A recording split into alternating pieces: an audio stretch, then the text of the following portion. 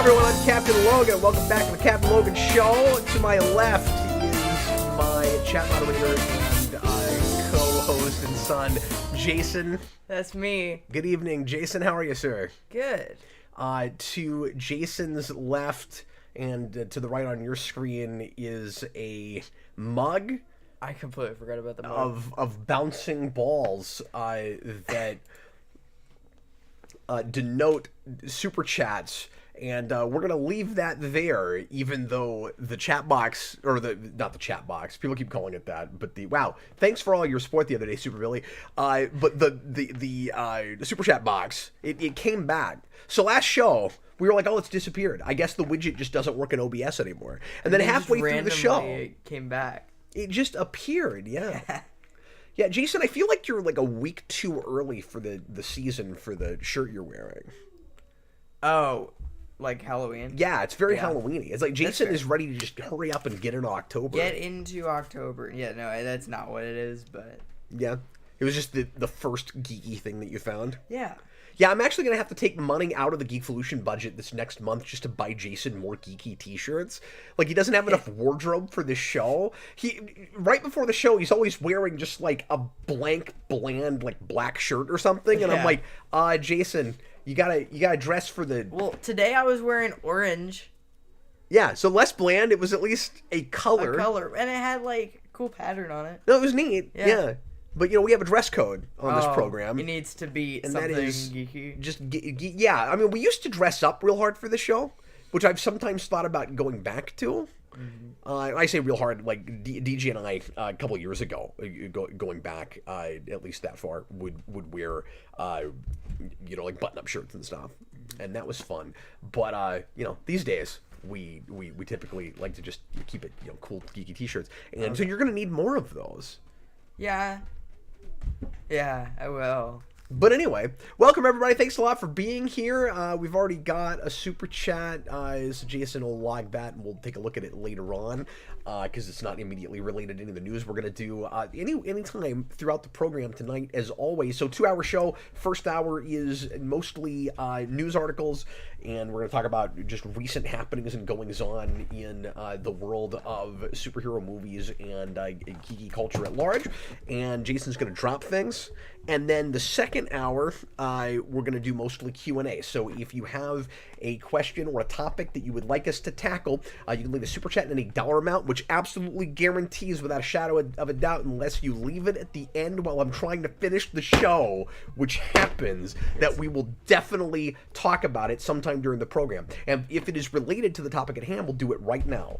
And if it is not, we will throw it in the second hour. And we're going to open here in just a second with a Patreon question. So quick plug for that. Patreon.com/Geekvolution. The $2 tier makes it possible for you on a monthly basis to have a question that, once again, unequivocally, we will definitely answer unless you put it at the next day at the start of the next month, in which case it'll roll over to the next month. Does everybody understand how time works? Sure. Okay, good. Excellent. Fantastic. And if you don't want to or can't support us in that way, we appreciate you just for being here, whether you're watching live or after the fact. And if you're watching live, you can leave a regular comment. Make sure to tag at Video Game Secrets, at Jason, or at Boo a week too early. Jason will respond to any of these things. Boo. And probably more. Yeah, and you know what? Let's make that a thing tonight, folks. For every super chat of at least $5, Jason will try to scare you by yelling "boo" into the microphone. Boo. We appreciate you guys. Thanks a lot for watching. But yeah, we'll try to answer some pre-written regular questions as well. Here in a little bit, we're going to get into some new stuff. We're going to talk about the Asterix trailer, Thunderbolts. Asterix. Jason and I feel like we need to have a bet for this of whether the reveal of the real title will happen at the beginning or the end of the film. Yeah. Is it still possible that the Asterix doesn't actually mean that and there's something else that it's going to refer to? Maybe. Because Austin and I keep speculating that it's Thunderbolts Asterix. No, it's actually something else. He thinks Dark Avengers. Yeah, that's what I said, that too. That sounds about right. You guys are probably right about that.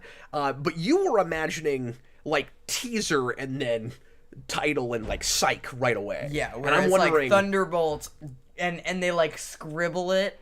And then they write, like, Dark Avengers or something like that. Yeah. Like, yeah. I think if it happens, it's more likely to be like the end of the movie, where you gotta wait the whole time to find out what the asterisk means. Yeah. I think that's more likely. We're also going to do a real quick mini review for the new Christopher Reeve documentary, which Jason and I saw over the weekend, and is going to go wide release in, I forget what I read in a month or two, but it's just Fathom. It was just Fathom initially, and so you had to go either, what was it, Sunday or tonight. So Austin's going to see it tonight. Cool. But you actually have a chance to see it in the theater even after that now, because it is going to go wide, and it's being praised up the wazoo. Everybody's very happy with it, very excited about it. And our discussion review of that will not surprise you, but we'll just kind of real quick say, should you see that or not? Yeah, you should. Yes. But we'll talk a little bit more about that. And we've got some other things up our sleeves as well. Jason, what Patreon question would you like to open with tonight? Oh, and in case anybody's wondering, so we had Penguin last week, and we reviewed the pilot. We spent way too long talking about that, but it was great. It was a lot of fun. Pilot, first episode, whatever. I've not seen Agatha yet. I have really no interest in that show. I don't really want to do that. I'll watch it. Yeah? Yeah. Because if you want I'm a big fan of WandaVision. Yeah, me too, but it's not the same showrunners, and I've seen clips and things, and nothing I've seen looks... It just looks like more... the worst character in that? You think? Yeah. It looks more like throwaway Disney Plus kind of cheap schlock to me, but and I've not heard great things.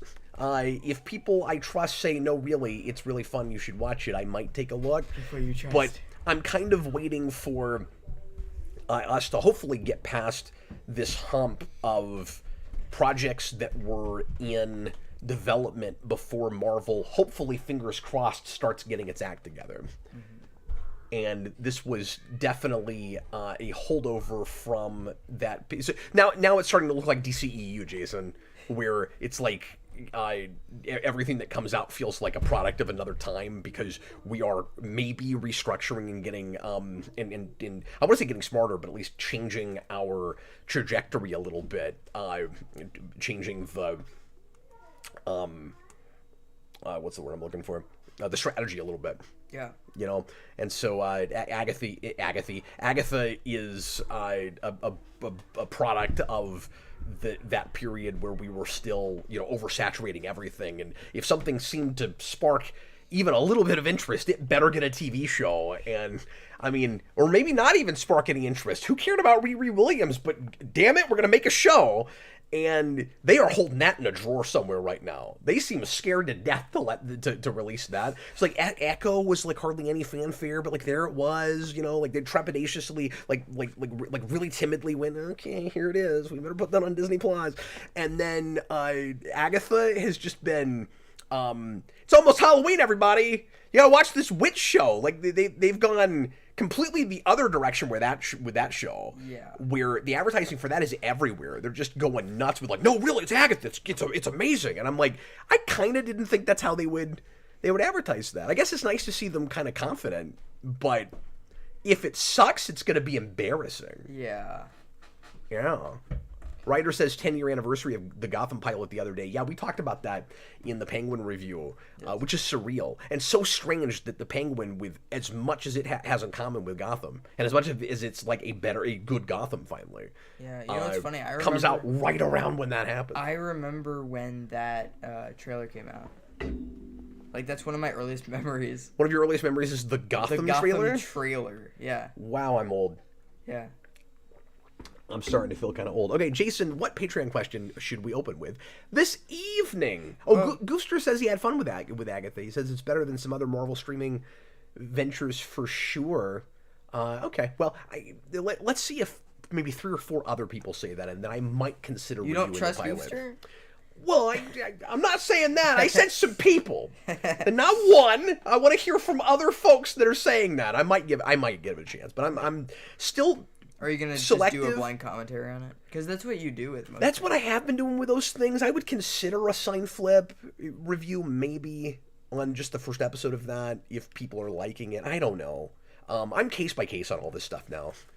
But I'm starting to warm up to trying more of it again, because we had this long period where just everything seemed to kind of suck, and I didn't want to be the bearer of bad news every time. And I didn't want to just be, you know, negative Nancy every show where it's like, yep. You're not gonna believe this, but I hated this, you know? And this year, I've liked a lot. And it's making me feel a little bit better about trying stuff that's not good. Because I don't want to go the other way either, where it's like, I'm only reviewing things that are a green sign flip. Yeah.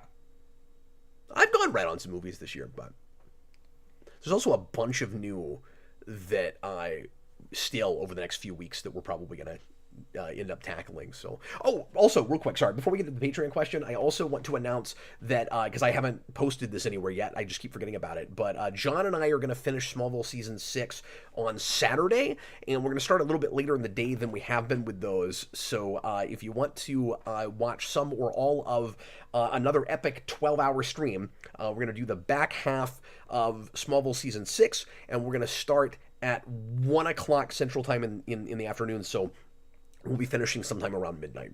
Yeah. So come check that out if you are so inclined. We are officially past the halfway point for that series, which is really exciting. We're doing the 24-hour streams, breaking them into 2 now because I don't want my obituary to read man goes into coma and does not awaken after. Well, it's like the REM episode. Yeah. In Smallville. Yeah, it would be like that. Yeah. But so I don't want to die like that. So it would That's be just topical. as bad as like Mountain Dew sugar coma. It would be topical. Like, that would be fine. Because you went into a coma watching Smallville. So wait, did you just say it would be fine if I died on a Smallville 24-hour stream? That's what I heard? It would be It would be funny. That's what I heard. It'd be funny. All right. Wow. Did you guys hear this? My son thinks it would be fine. Okay. What's our Patreon question to open the show? Our Patreon question is from Chewbacca's lover, and he asks, "Thanks, man. If you were given the job of making EU material for The Matrix and tasked with having to incorporate the sequels and make it good, like what John Ostrander did for the prequels in the Star Wars comics, how would you do it? What's your pitch? Also, would you do it through novels or comic books?" Goodness. want to say the Matrix is. You could do some cool Matrix novels, I guess, but it's so visual. I would want to go to comics if I had the choice between those things.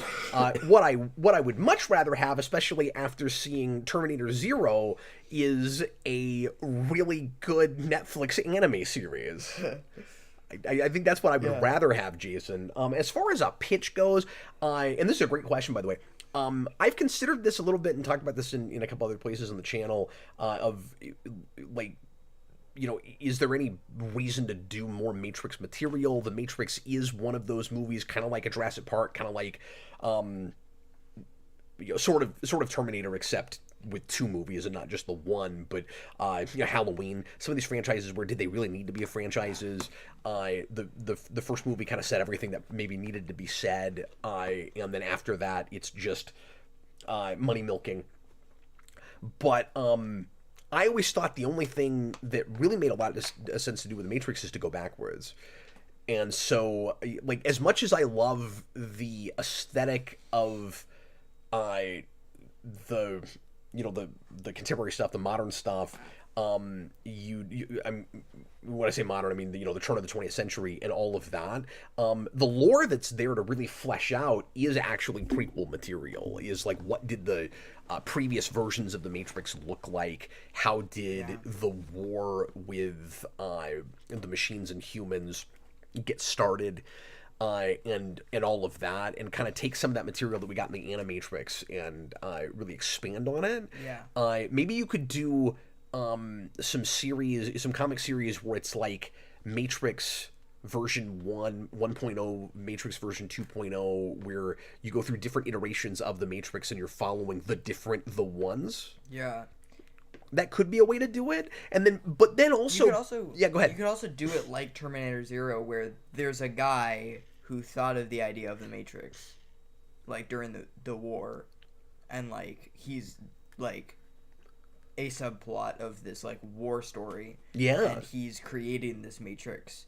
And so, you know, you start with the prototype, you get bigger and bigger. Well, yeah, except what's weird about that is the Matrix would fundamentally, like, it would have to be created by a machine, not a person. That's true.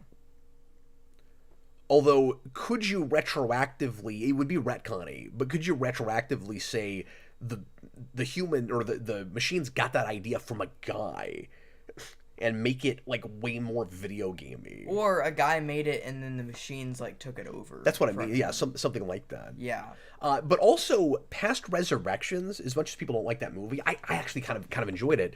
I've got obviously lots of issues with it, but I enjoyed it. Yeah, I hate Resurrections. But I enjoyed it more than anybody else did. Really? The new one? No. 4 is good. 4 is Resurrections. 4 is good. Yeah. Are these R's? I know. And it should have been called Rebooted, and it wasn't, and it's just incorrect. But anyway, we're back into something that, you know, more or less looks like the regular Matrix at that point. So you could maybe go forward and do some cool stuff, and we'll see what 5 does, because that has been recently greenlit and seems like it's actually going to happen. Wow. Which I think could be a mistake. I don't know that anybody's gonna go see that. Like, I don't know if they can make money with another Matrix. The last one was weird because it was during COVID and it released on Max and it didn't go to the theater. So there's no telling if that movie bombs or not. Right. So maybe just their viewership numbers were good enough that they went, let's take the risk and put it in the theater. I wonder what it'll cost. I wonder if this wasn't the question, but I'll just say this real quick. I wonder if the like action and choreography and special effects will look better than it did last time. Because my biggest gripe with that last one, I thought a lot of the meta stuff was fun. I thought the story was okay, if not convoluted. But it's a Matrix sequel. Yeah. It was more fun than convoluted. It was more fun than Revolution, certainly.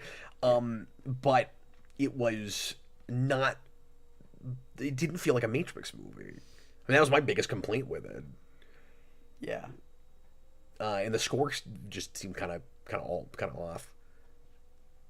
But it just didn't have the action to back it up. The fights were no fun. They just weren't shot right. No, they weren't. And then it. What really sucks is I watched that before I even saw John Wick, so going back to it probably will make it way, way worse. Yeah, it will. Oh, yeah, because that was...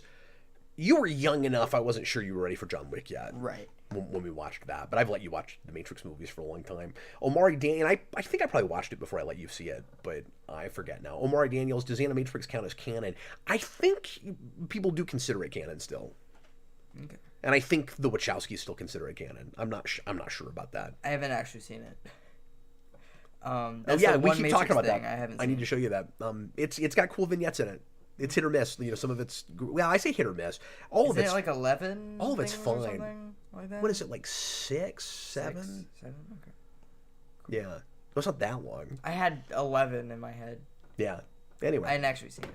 Okay, let's go ahead and get into the news of the week. And it's actually the last couple weeks because we weren't here last week. I was under the weather and we couldn't shoot, or we couldn't do a live stream last Wednesday. But good to see everybody. I'm back. I'm more or less normal again. We did a film shoot last night for the Superhero Rewind movie, which went really well. That was a lot of fun. And I think we actually have more of the movie shot than I realized, Jason. Yeah. Percentage-wise. Yeah, because I keep thinking of it like we've shot the first act, and a little bit of the third, but we don't have anything in the middle. And then I went, oh, you know what? Some of what I've been considering the first act is actually kind of more into the second. So I think we have a large percentage of it shot than I was thinking. And we're about to gear up for some action stuff, which I'm excited about, and I'm about to start training for pretty soon. So I don't want to talk it up too much in case it ends up kind of sucking. I don't think it will, though. I think it'll be pretty cool. Anyway, Jason, talk to us a little bit about the Thunderbolts trailer. You want to get us into that? Sure. It looked better than I... Yes, Omari Daniels, I have been working 9 to 5 like Oz. Yes. And Jason has had that song stuck in his head ever since we watched the pilot. So I will watch this movie. The trailer kind of got me, like, more excited about it. Like, I really wasn't excited about it at all, because when I don't know anything about any of that, and it's not important. I mean, it's not even the original Thunderbolts team. Like, they're just taking kind of B-list bad guys they've got laying around from movies and TV shows, a lot of which are things that didn't perform real well and that people don't like very much. So, like, Bucky's the biggest star in it. Yeah. And everybody else is either, you know, from that movie that you might have forgotten all about, or from that TV show that you might not have bothered with. Yeah. I do think watching the trailer, I really didn't have high hopes for this. And it's gone a little bit up after the trailer. Like, it was fine. Doesn't the premise sound like a Disney Plus show in the first place? Yeah. Isn't it weird that it's a movie still? Yeah.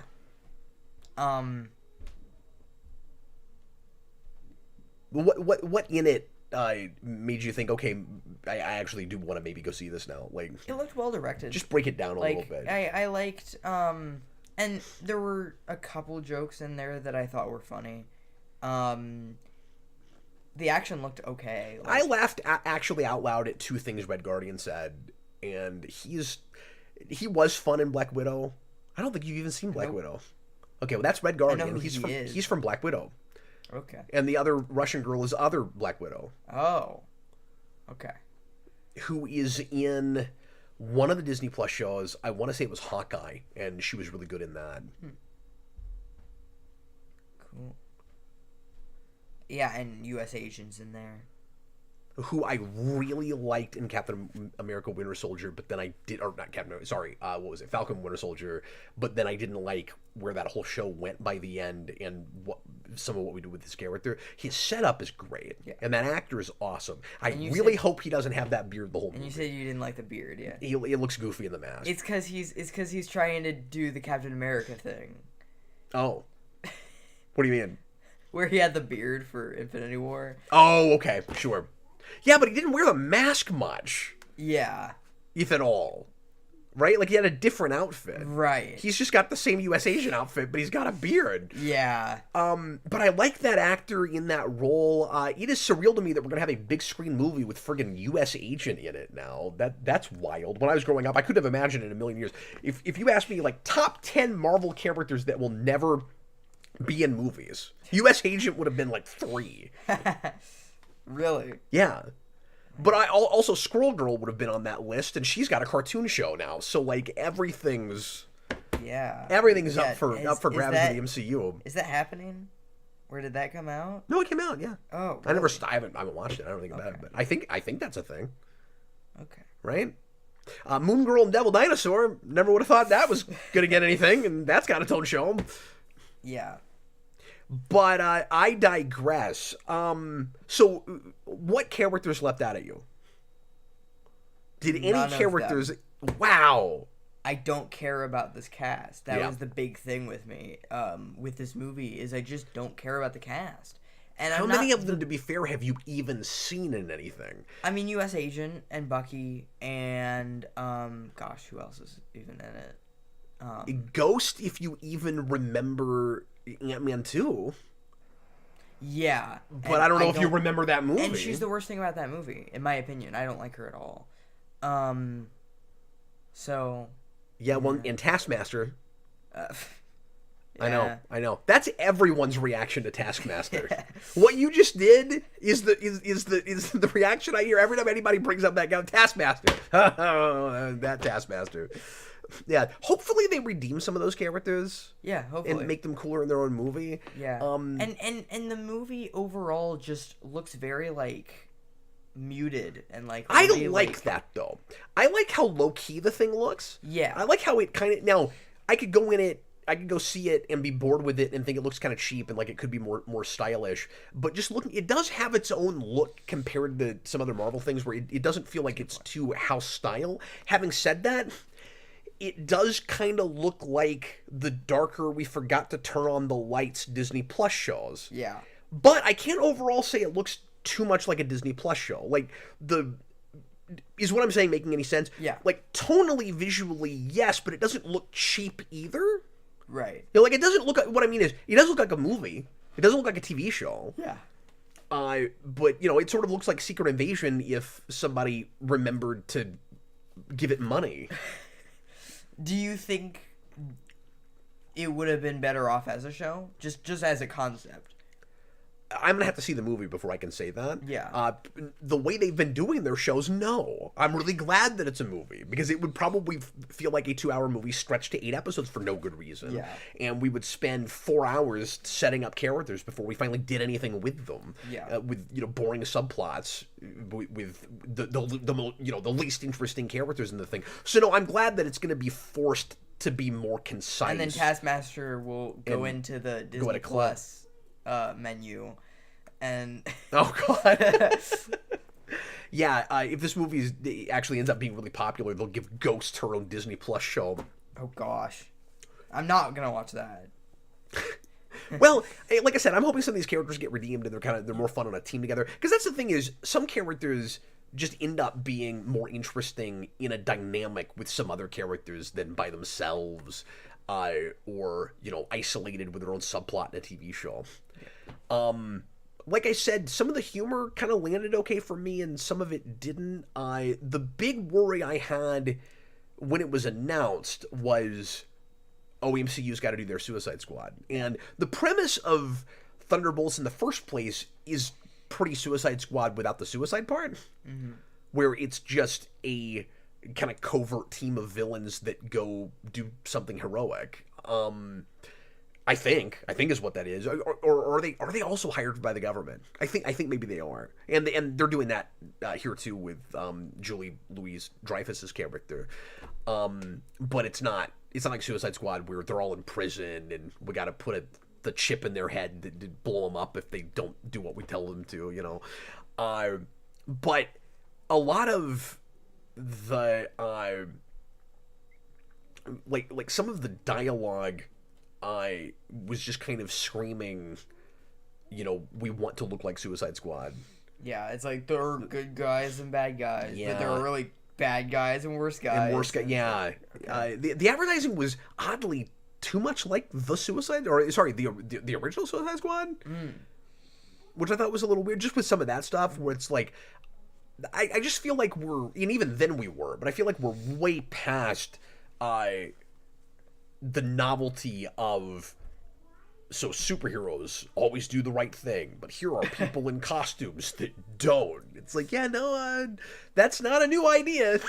In fact, it's more unusual to get something like Superman these days. So, yeah. Anyway, but, you know, I wasn't just horribly repelled by it. Austin said he thought it looks better than the new Captain America movie, and I respectfully disagree with that. But I do think it could work out. It could be fun. I hope so. Yeah. Certainly.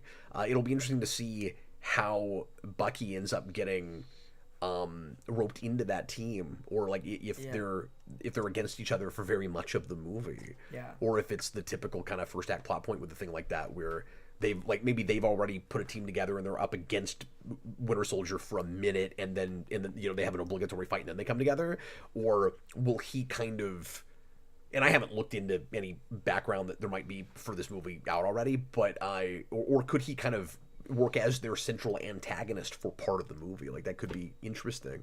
Yeah. That could be fun if that's what they do, but you gotta be careful who you assemble. Yeah, that... I don't love that as a tagline. Put it over the top for me. That was amazing. That was the best thing in the whole trailer. Well, and if it does turn out to be yeah, I'm rolling my eyes at that a little bit, and I already knew about that from Comic-Con because I read a breakdown of the trailer. They played it at Comic-Con, and so it didn't leak, or if it did, it had already, you know, gotten dropped before I could see it. But I read a breakdown of it, and I already knew about that, and I was rolling my eyes at it. But if it turns out that the asterisk actually means Dark Avengers, they've already played their hand with that. Right. They put the word assemble in there. Yeah. Which makes it more... Which made me think more that it was that. Yeah. And if you think about it, with some of the people that are on that team, you've got your stand-in for Black Widow, you have your stand-in for Captain America. Yeah. But you don't have a stand-in for everybody. Like, there's not a god on your team. Right. You know, with Thor, there's not a character that transforms into a monster. Right. Ghost is kind of the closest thing you have to that. Yeah. And, like, Bucky's kind of your Hawkeye, I guess, or your Iron Man. Yeah, or another Captain America. Yeah. You know, you sort of have, because a lot of people wanted him to be a Captain America, and he has been in the comics, and so you sort of have two Captain Americas there. Yeah, it's true. But anyway, go ahead and read Goofster's super chat there, because it's tangentially related to what we're talking about. Yes, $5 from Goofster. He says, I really hope Marvel attempts to gaslight everyone into thinking Sentry was always in the MCU like the comics did. Oh, the Gong. The Gong got messed up last night during our shoot, and I gotta fix it. I think it has to go in, like, the back. Oh, is that what it is? I think that's what it is. What do you mean? Or like it has to go behind. Oh. No, I think it's just down too far. Here, you want to mess with it? Because I don't really know what you mean. I just mean... He's gonna try to fix the Gong. I just mean it needs to go like this. No, it's sitting too low. Like, it's supposed to sit up here, but it's just dropping and it's banging into the bottom. Okay. And I don't really know what happened to it and why it's doing that. But anyway, I'll do what I can to fix it. Yeah, because I broke it. It's fine. There we go. I think I got it. No, I did not get it. Whatever, it's fine.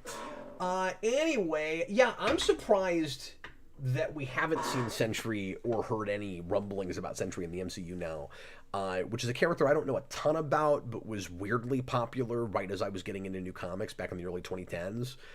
And I'm sure that'll happen at some point. But yeah, that's kind of funny. Just the idea that he's always been there, and we just pretend like that's the case.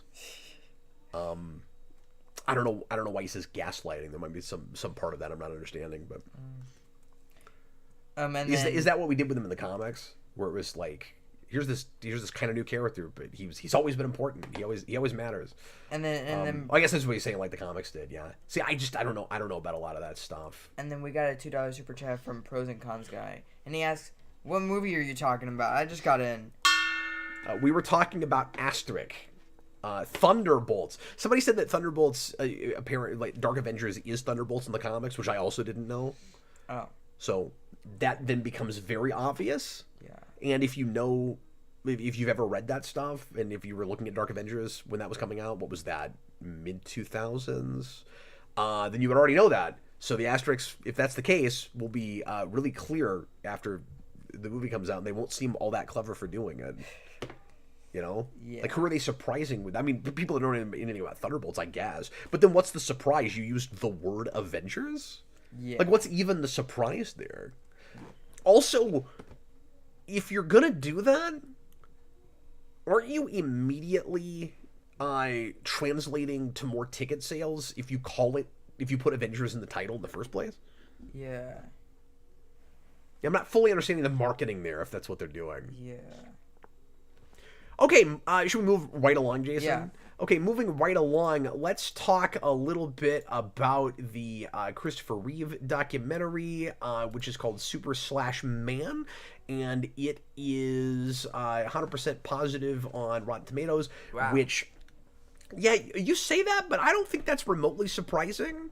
I guess it's surprising only in the sense that it's, you know, there's usually like that one weird guy that feels the need to put in a negative review just to be contrary, but I have a hard time imagining anybody seeing that documentary and going, yeah, no, that didn't work for me. Like, there are a couple of things I wish that it had discussed and that it didn't. I have really minor quibbles with it just as a documentary, and I feel like there's, like with lots of documentaries, I kind of wish it was a little longer, or maybe it was a series or something, because I'm sure that there's some stuff on the cutting room floor with interviews that would have been nice to get more of. I wish they talked a little bit more about the making of the Superman movies. Yeah. That was a little bit lacking to me in favor of discussing the injury and his work with stem cell research and all of that. But like, that stuff's important, and it was interesting, and there was stuff I didn't know about it. But I just wish it was that and more. Yeah. No, same here. Yeah. That's really the only qualms I've got with it. And I also thought that the interviews, like the number of people they talked to, I thought that was a little thin. Yeah. I found myself, and I don't know, I'm going to mostly actually talk about negatives with this just because the positives are obvious. Like, obviously, this movie, and I don't know, it's going to sound like I'm almost being backhanded compliment with this. I just feel like the more interesting things to talk about are the couple of things I didn't like with it. You know what I mean? But I found myself, I guess what I was going to say real quick is, obviously it's got plenty of reverence for its subject, and I like the angle of Christopher Reeve is heralded as a saint, but in Superman, and you always want to you go to that angle with him because he played a hero, and then in real life he seemed like a hero.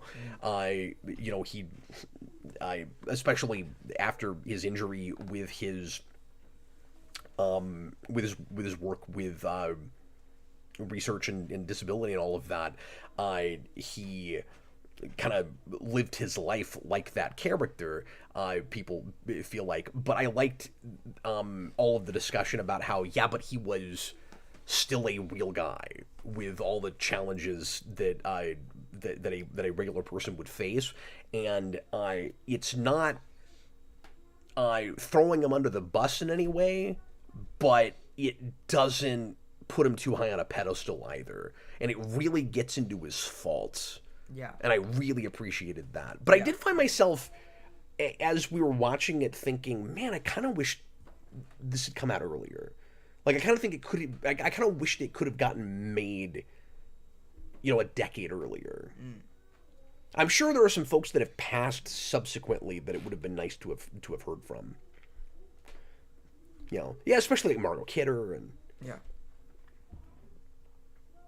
But that's nothing against the movie itself. I think what they did really well. I really just wish there was more. Yeah. That they talked about. What did you think of the structure of it? I think the structure was fine. It was all right. I think it was kind of over the place. Like, in some places, where it was like, oh, we're talking about 2004. Oh, let's go to Superman 2. You know, it's like that has been really typical of structures of documentaries now. Yeah. Where we like to, and I've gotten really used to it, but it used to be jarring for me, and I've warmed up to it. But what we like to do now is we open with the big, exciting thing that the subject is known for, and then we go to so you know when this opens right away, of course we've got to make a big deal out of Superman, and then we go to, you know, kind of present day stuff, and then we start jumping around back and forth between end of his life and beginning of his life. It's structured a lot like the Roger Ebert documentary, and which I adore, by the way, and this is right up there with that. By the way, for just kind of, you know, biographical documentaries, and I watch a lot of documentaries, this will probably end up in my top 10, I imagine, although there's a lot of things vying for that for the spots now. Is Mr. Rogers in there? Mr. Rogers is the Mr. Rogers documentary, which is because one of those is called "Won't You Be My Neighbor," and I always forget which is which. But anyway, that one is "Won't You Be My Neighbor." Yes, that was "Won't You," and then the actual movie is "Beautiful Day in the Neighborhood." Yeah. That's what it is. But I digress. Yeah, that and there's things in this that reminded me of that a little bit as well, especially because you know, all three of these, of course, are documentaries about a person well after they passed. Although the Roger Ebert documentary came out much sooner after he died than these did. Mr. Rogers had been dead for a number of years, and Christopher Reeve passed in what, 2004? Yeah. They passed around the same time, right? Yeah, I think so. Yeah. Or was actually, I think Mr. Rogers might have even been a little bit later. I forget now, but yeah. So to answer your question, yeah, that is number one for me right now, and I've rewatched that a number of times. But the Ebert documentary is way up there, and I was also reminded a little bit in the structure of the Michael Jordan Bulls documentary series. Yeah. In the way it bounces around in its time frame. Yeah. I've seen that, right? Mm-hmm. Yeah. Yeah, you watched that with us a few years ago. Oh, Fred Rogers died in 2003. Okay, I couldn't remember. Somewhere between 3 and 5, I couldn't remember. Yeah. Yeah. But anyway, what were your one or two biggest takeaways? And let me ask you this real quick. How much did you know about the man? Were you aware of how he got his spinal injury and all of that? Because I just didn't know how much of that you'd looked into. I did. You and I haven't talked a ton about Christopher Reeve. Right. And I didn't know if you knew very much about his acting career and... Yeah. Yeah, I mean, I knew that he was in Superman, and I knew that he had the spinal injury from falling off a horse, and I knew that was pretty much it. I mean, I didn't really know how much... I did like how... I think the big takeaway I got from this was I did like how family-based it was. Yeah. How it really focused on that side of him. Well, and that was smart thematically just to get us to present day, to make it... you got to create some kind of relevance for now. And the optimism of the movie of the documentary is the way that his family has carried the torch since his passing for the foundation and all of that. And I didn't know... Because if you just leave it with... And, I mean, spoilers for real-life things that happen that are talked about in this, but, if you just leave it with Christopher Reeve died, and then tragically his wife found out that she had lung cancer, and then she dies, 9 or 10 months later, and then the movie's over... That would have been the biggest downer, where it's he wasn't actually Superman at all. He was just a guy, and he didn't accomplish all that much with his foundation, and we may never solve any of these problems. That's what it would feel like, and so it was really smart, the family focus, because it goes beyond that. And I also like just how much time it spent on the theme of grief. Yeah. Yeah. No, I agree. You know, like, it's gut-wrenching in all the right ways. Yeah. Yeah, I didn't really know. And his too kids much about... get really vulnerable in it. Yeah. Yeah. And I didn't really know much about his, like, how many kids he had or whatever. So, that was interesting. Yeah, the big things that I learned, because a lot of stuff here that I was familiar with already, but I didn't know much about his background before he was an actor, and I liked the kind of broad psychoanalysis that it does on why he didn't get married for the longest time, because I thought he had been married twice. And the first woman that he had his first child with, he never married, which I was not familiar with, or which I wasn't aware of. And all of the discussion about why he was afraid of commitment and why marriage was scary to him with his background, which I won't get into and I won't reveal here in case you're not aware of it, but I wasn't. And all of that just, like, again, made him really vulnerable, really humanized him. And that gets into kind of, the biggest mistakes of his life. And, like, again, it doesn't throw him under the bus, and don't get me wrong, like, he was an amazing person, but he was also a person. Yeah. And that was great. Yeah, it was. I also didn't know that he had an allergy to horses. That was fascinating. Yeah. Like, there were some really tragic, bizarre ironies in his life. Yeah. Some of which I knew about, and some of which I didn't. Like, the idea that you're allergic to horses, but you love riding so much that you're going to take an antihistamine every time you ride a horse, and then that's how you get your injury. Most of us would just avoid horses, and it would have never happened to him. Yeah. And then the other irony, which I didn't know about, but is still just weird and kind of bone-chilling, is that he played a paraplegic in a movie right before that happened to him. Yeah. It was the last thing he did. Yeah. He also kind of had that... I like that it got into how he felt about his acting career, that he had a hard time landing big roles after Superman, and how he got pigeonholed. Kind of that Adam West problem. And that problem a lot of Star Trek actors have.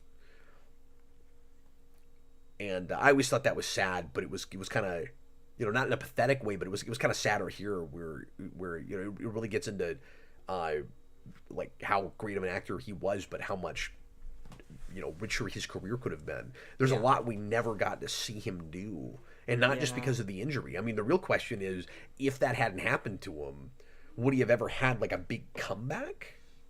Yeah, where he got bigger roles. Also the sad thing about it was the other thing was, like, the fact that, like, he wasn't that big of an actor after Superman, and he was an unknown right before that. Yeah, and he wasn't really getting super, like, big roles or anything. Mm-hmm. That was very interesting. I also really like the way it handles Robin Williams. Yes. Who, of course, I knew they were best friends, but I knew they were really close, but I don't guess I knew they were that close. Yeah. And how much Robin Williams was involved in helping him with his rehabilitation.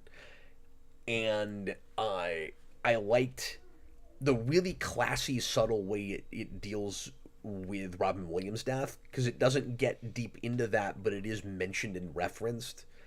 And there's this kind of sad idea that maybe he wouldn't have passed if Christopher Reeve had still been around. And I have actually looked quite a bit into what happened with him, and that might not have been true, just because of the illness that he was dealing with toward the end of his life.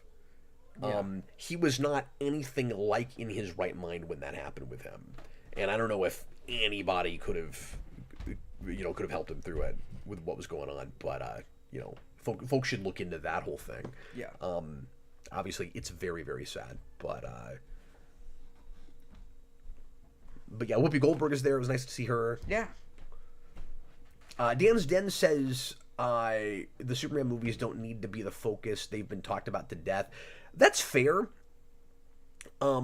What was weird about there not being discussed more than they were is that I would argue that maybe some of the discussion of them feels sort of arbitrary when we're not spending a little bit more time with it. I just felt like, I don't know, another 5 or 10%. I had the feeling that because there's a producer, and I forget who it is, who's interviewed, who gets into his casting and the making of those movies and stuff. And I felt like he probably had more interesting and relevant material about specifically Christopher Reeve. Like, not just the ins and outs of how those movies were made, but specifically like what he was like, on set and how he impacted people and all of that. And especially since it was a DC thing. Well, the weirdest thing, and this is minor, but I forgot to mention this earlier. My biggest complaint with it, honestly, is that Smallville never comes up. Yeah. Because it was relevant. Yeah. That like one of the acting roles, because they do talk about his acting roles after he's a paraplegic. Yeah. And one of them was a really classy passing the torch thing in Smallville, and that episode in season 2 is considered by I think most Smallville fans the best episode of that whole show. Yeah. Rosetta, and he comes back for one more. Yeah. I would have liked to see Tom Welling interviewed. Yeah. Just for a minute, and it didn't have to be a whole section, but at least a mention of it. It's right. Very strange that wasn't referenced. Yeah, I don't know about that. Yeah. Yeah. I just felt like that should have been there. Yeah, I agree. Dan Reeves infamously also turned down a lot of big roles. He wanted to be seen as a serious actor. It's so sob-worthy. That I didn't know. Or had forgotten. Yeah, I guess that makes sense. I'll have to look into that. I don't know what big roles we're talking about, because maybe he was too choosy. And that is a thing that would sometimes bite actors like that, where it's like, he was looking for because he was trying to pay his bills. Like he's looking for that big starring role, but if he's passing on stuff that would have gotten him back in the spotlight, that might have, at least for his career, been a mistake. But yeah, you can also really sympathize with that, where right. You just don't want to take whatever comes along, and you don't want to get pigeonholed as another superhero, or all you do is like cartoon characters or comic characters, or that's a good point. And I mean, like, the guy started in theater and he went to Juilliard. Like, you can see why he didn't want to just do that kind of thing. And people were surprised that he, in his life, that he took Superman in the first place because of what his background was. Yeah. Anyway, we're talking about this longer than I wanted to. Let's go ahead. But yeah, obviously, we recommend it. Everybody should go see it. Yes. And it is a documentary, so I mean, if you don't want to, go all the way to a theater and you don't mind waiting, I'm sure it won't be too long before it's on demand. But yeah. But yeah, it's really well put together. I'm very glad that it's out, and I'm excited that I have this really cool trivia question with it now, because it is oddly the first movie in the theater with the new DC Studios logo at the front. Yeah. Isn't that odd? Yeah. That the first thing that has that is a documentary. Yeah. It and The Penguin both came out the same week and are both doing phenomenally well commercially and critically.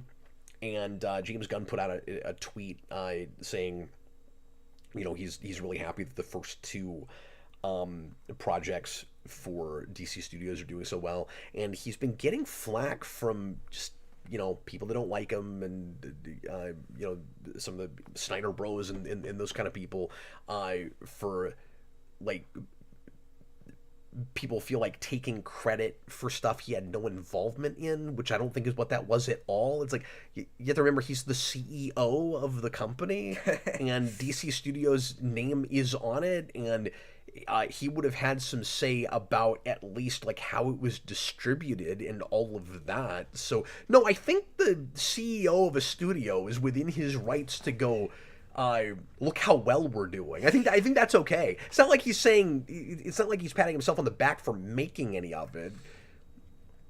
or for like any specific things he did. He's just like the first two things for DC Studios are doing well. Yeah, and what's Snyder doing? Like, really, like, what's the thing that he announced he was doing or something? What do you mean? Like it's just like Gunn versus Snyder. Like, Snyder's doing absolutely nothing good. Yeah, well, that doesn't have anything to do with anything. It's just people that are, and I don't want to get into the Snyder thing again. I just mentioned that because I think that's most of the people that are complaining. But I keep seeing these tweets with people going, look at Gunn taking credit for things he didn't do, because people are just upset that Snyder was gone and that's the guy that's taken over, and that there's no chance of the DCEU coming back and all of that. I don't want to get into all of that again. I shouldn't have even said it in the first place, Jason. Now you're making me talk about that again. Okay, so let's go through a few more articles just real briefly. We spent a lot longer on that than I wanted to, but anyway, I should never try to review anything on this show. So we're now in part 3 of our reporting on the casting for Hal Jordan on the Green Lantern series, and it looks like we finally have an honest-to-God casting, who is Kyle Chandler, a name that would not have been on my radar at all. This is an actor that I have seen in things, but not a ton, and I just wouldn't have thought of. But now that he's been cast and I'm looking at it, yep, that seems correct. When it seemed like Chris Pine was in the running, that was the actor I was really hoping to see, but this is probably right. Yeah. I don't know that I've seen him in much outside of the newer Godzilla movies. Yeah. That's me too. That's like the only thing I know him from. He's a TV guy that's just been in the kind of TV shows I don't typically watch, like Grey's Anatomy and Friday Night Lights and that kind of thing, I think. But anyway, so yeah, they've got their Green Lantern, or their Hal Jordan, and you still got people complaining that we've got an older Hal Jordan. But once again, I like the lived-in universe thing, and I like that we're going to have him as a mentor for Jon Stewart, who is my favorite Green Lantern, and so I really like that he's going to be our main focus Green Lantern. Yeah. And I don't know that we've heard anything about Kyle Rayner yet and how they're going to handle him, but I would assume he'll be younger too, if he shows up. Yeah. If and when he shows up. But anyway, I don't know that you have a lot of opinion about that, but... No, I mean, I'm fine with whatever they do. I think it's cool that they're doing Green Lantern stuff again. I wish it was more spacey. Yeah, I do too. That's what but that's really my only complaint so far about it. This casting is really good. But maybe they're trying to save that for stuff for the big screen, where they'll have more money to do, really great space effects and stuff. Right. And I'm sure somebody gets spun off into a movie eventually. And they can treat it, sort of like the Penguin in reverse, where you develop that world and then you get a big movie. Yeah. Speaking of the Penguin, I wanted to just briefly look at the numbers for this movie. So MovieWeb put out this article, and this is technically true. I don't know how I feel about comparing these exactly, but MovieWeb put out an article that says the Penguin's viewership gets crushed by a 76-year-old woman in broadcast TV, which is, again, sort of true. So the the Penguin did, 5.3 million viewers. The premiere drew in 3.2 in its first 4 days between HBO and Max, and then it jumped up to 5.3. So the word of mouth has been really good. More and more people are looking at it. I wonder, since these things aren't just broadcast, and you can also look at them on demand, I can never decide how long, what the statute of limitations should be, how long we stop paying attention to the numbers. It's I don't know that the first week matters as much as it used to. You know what I mean? Because it's going to stay there, and the word of mouth could continue all the way through its run to get more and more people to go look at it. Because something we're not thinking about with streaming shows sometimes is some of them all drop at once, and some of them you get on a weekly basis. And there are different people who like each model. So I think you almost should account for people that wait until a thing is over before they watch any of it. Yeah. And I don't know how significant that number is, but I just don't think that the first episode or the first week like matters quite as much as it used to.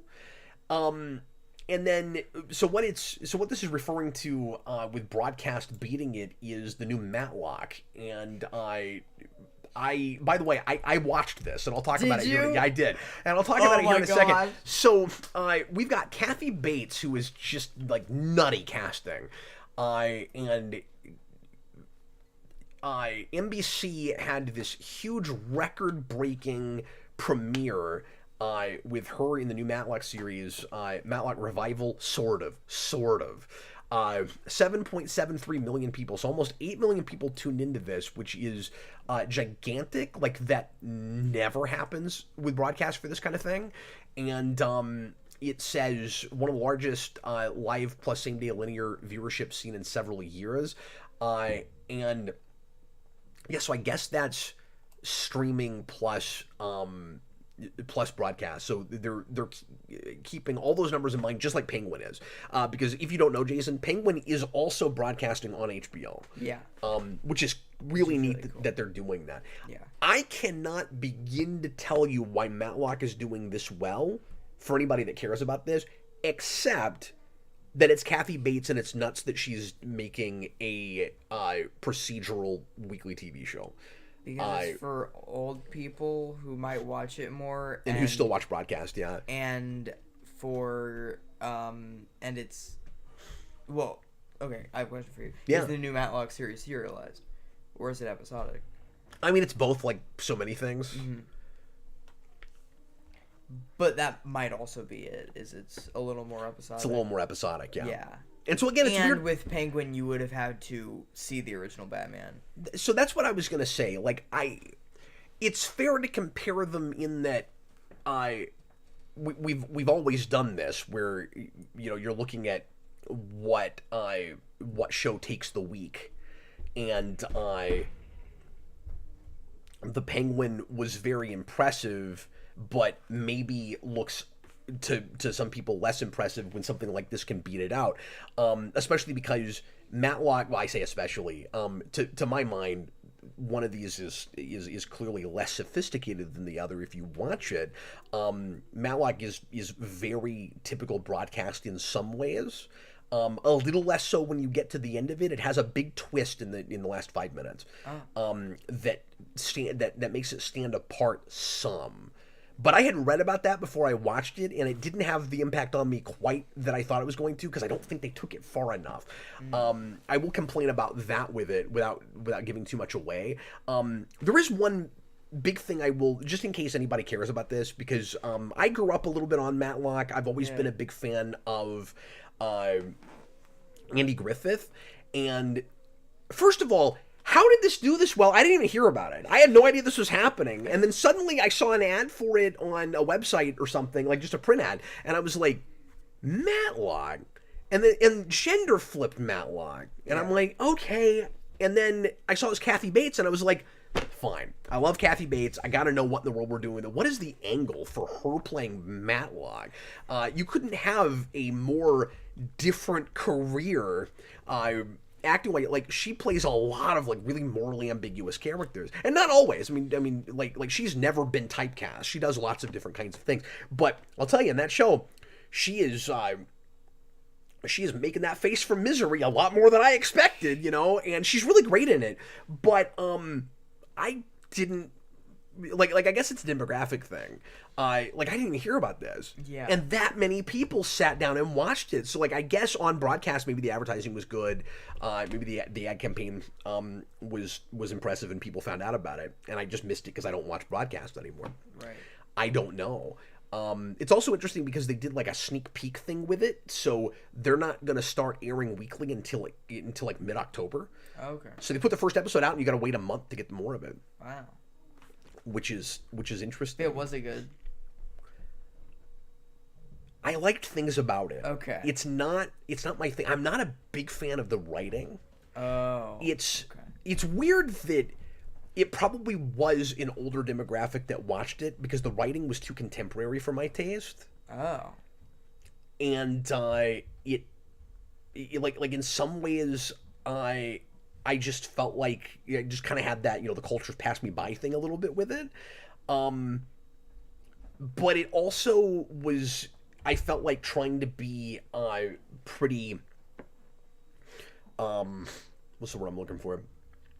I felt like it was also trying to hit a lot of different demographics, where it's a pretty diverse cast, and it's a older and younger cast, and so it felt like it was casting a wide net and trying to be kind of accessible in that way. So there's like different characters that are supposed to appeal to different audience members, and I don't know how well that's working for me anyway. I mean, you liked things about it, so I did like things about it. So and particularly just Kathy Bates. Is she good? Her performances, yeah, it's great. It's real layered, and she's doing kind of a master manipulation thing where she's saying one thing and she's got something else in the back of her mind, and she clearly has a plan from the beginning. You don't know what exactly she's doing, but she plays it kind of like it's funny. I thought I would talk more about Penguin, but I'm talking about this. She plays it in some ways more like Andy Griffith than I expected, where she uses her charisma and she's like overly friendly to like get things she needs, and then when it's just her and the audience, she's got this like blank expression, like I'm working now. I'm doing things behind the scenes, and then she walks in a room and it's like, hi there, and she gets real southern and wow. like it's great. But I will spoil something about the show. So for the 3 people in our audience that like are thinking about maybe watching the show, maybe don't listen to this part because I am going to spoil a thing. There's an almost meta angle to it that I've not seen a revival show like this, or a revival, like a reboot show like this, try to do. She's gender bent in that her name is Matlock and she's a woman, but she exists in a universe where Matlock was a TV show. Oh. And the way they play it is her name is Matlock, and she's a lawyer, and so she's constantly getting people bringing up the old TV show. And there's TV references to old shows all the way through it. Like, the show is, like, about TV in some ways. So it's kind of an interesting angle. Like, it's a reboot, but it's not. And so in the format of it's different. So it's still a lawyer show, but it's not trying to unravel a murder mystery. Oh, okay. Like the mystery of it's different. It's not going to be like a murder every time. Okay. But it is still somewhat procedural. But there's stuff going on that you don't know until the end with her motivations and all of that. So anyway, but they don't take that as far as I want them to. So I don't know if I'll keep watching it. It is not my thing. Yeah. But I liked things about it. Okay. But what I wanted to say real quick before we go to the break, I think we'll go to the break after I finish talking about this, and we'll hit a couple of other articles real quick later. To your point earlier, Jason, The Penguin is a spin-off of a movie that did really well, but that I've talked to plenty of people that weren't really a fan of, or that just didn't bother with it because it's just another Batman. So, like, the fact that it pulled down the numbers it did, being as relatively niche as it is, yeah, I would never have expected Matlock to do almost 8 million viewers. Like, that's ridiculous. Yeah. But Penguin is killing, especially for what it is, and I think word of mouth is just going to grow and grow and grow with it. Yeah. Because you and I are not the only people that think it's nigh perfect. Yeah. And I mean, our whole panel said that. Yeah. It is a gritty, mature, like, so, kids can't watch it. It's a gritty, mature crime show. Not everybody's into that. Not everybody's old enough to see that. Yeah. And it's a Batman show without Batman. And it's a spin-off of a thing that not everybody saw. Yeah. Even though it did pretty well. So, I mean, like, you are comparing apples to oranges to some degree. Right. You know what I mean? Like, Matlock doesn't have any, like, pre-existing material you have to know. Like, yes, it's a reboot sort of a thing that existed before, but lots of those have surprisingly done really well for some of these networks with audiences that never watched the original. Yeah. You know, like MacGyver and Hawaii Five-0 and... But it is to a bigger demographic. Yeah. And the biggest demographic that is going to watch it is going to watch it. You know, sure. like the oldest, the older demographic will watch it. Exactly. So I think it makes sense that it did better, but those numbers are crazy. The numbers are insane. Yeah. Well, anyway, we're going to go ahead and go to break. Start throwing questions in if you're so inclined. And when we come back, we will do Jason's segment. I don't even know what Jason's doing this week. He hasn't even told me. Do you have a plan? Or are you doing something? I do have a plan. So we'll come back with the Next Generation, and I will answer some of your questions. I might hit a couple of other kind of more minor articles. And then Jason and I are going to do another interviewing each other segment for the end of today's show. We each have a question that we'll throw to the other person. As if we are the audience with the super chats. And we will see you guys again here in about 3 or 4 minutes. Yeah.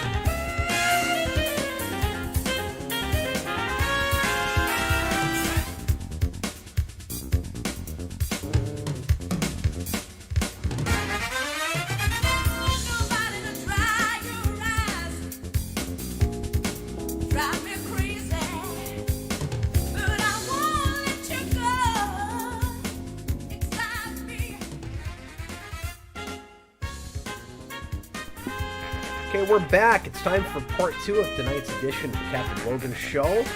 Here pretty soon we're going to do Jason's segment, and then you can ask us anything. And we're going to do lots of Q&A tonight. Oh, look how huge that is. Look at that. Yeah, because the asterisk was too large. Oh, you know what? Speaking of Thunderbolts real quick, I meant to mention this when we were talking about that trailer, Jason. I don't think I made this point. And you were complaining about this when you saw it. It's just odd that it's considered a teaser. Like a teaser now, because it's like 3.5 minutes long. A teaser now, all that means, because a teaser used to be, you're getting your palate wet. It's like 35, 40 seconds, maybe a minute. You're seeing very little of it. It's just, here's the flavor of it. Here's an image. Oh my God, it's coming. It's actually coming. Like that used to be a teaser. And now a teaser means the first trailer. Yeah. But we do that. We still go teaser, trailer 1, trailer 2. It's like, no, trailer 1 is trailer 2 now. Yeah. Yeah. It's kind of weird. Why is that like, if that's a teaser, Sony is making their trailers. Yeah. That's what's going on there. Anyway, let's go ahead and get into Jason's segment. It's time for the next generation, and I have no idea what Jason's topic is going to be tonight. I will say, it's not trivia. It's not trivia. Okay, cool. Okay, so these are 5 video games that I have played recently that I highly recommend if you have not played them. Okay. Okay. Starting with Fallout 4. Yeah. This is a game that I've been playing pretty recently. It's a newfound appreciation for me. Speaking of that, I think the disc might be in the mailbox right now. Nope, it's on top of my Xbox. Oh, you already got it? I got it. Okay, because my dad sent Jason a copy. He had been playing it on Live, right? Yeah. So. Or Game Pass. On Game Pass, yeah. And then I decided to just buy it out in case I wanted to skip a month or whatever. But it's a great game. It's basically just a first-person open world / shooter game where you explore a big wasteland of a big post-apocalyptic wasteland, and it is very fun. You fight guys, you make friends with allies and stuff, and you get cool armor, and it's a very fun game. And so if you like open world games, and I actually got into it because I wanted more like open world stuff, kind of like Spider-Man. Yeah. And then I was also kind of getting into FPS games, and so this is a great game for me, especially at my age. Obviously it's a newfound appreciation because I couldn't have played this 3 years ago. Yeah. Yeah. But and I still need to watch that pilot for you. Yeah. So I can decide if I'm all right with you watching the rest of the show. Yeah. But yeah, Fallout 4 is the only Fallout game I've played right now, but I want to play the other ones. I just haven't gotten too far into 4. And also, I feel like it's a really good starting game. But I do want to play 3 because I've heard that it's way better. At one point, I messed around with New Vegas a little bit. Yeah. Did it crash on you every 10 minutes? No, it was all right on Steam. I was really? on my computer anyway. I was doing all right with it. Yeah. I'm just not good at those kind of games, so I couldn't get anywhere. Yeah. Because I suck. I have thought about doing a Cap Camp play on Fallout 4, though, because and I would probably have Jason with me, helping me figure out what in the world I'm supposed to do, because I'm bad at the open world, third-person shooters and that kind of thing. Yeah.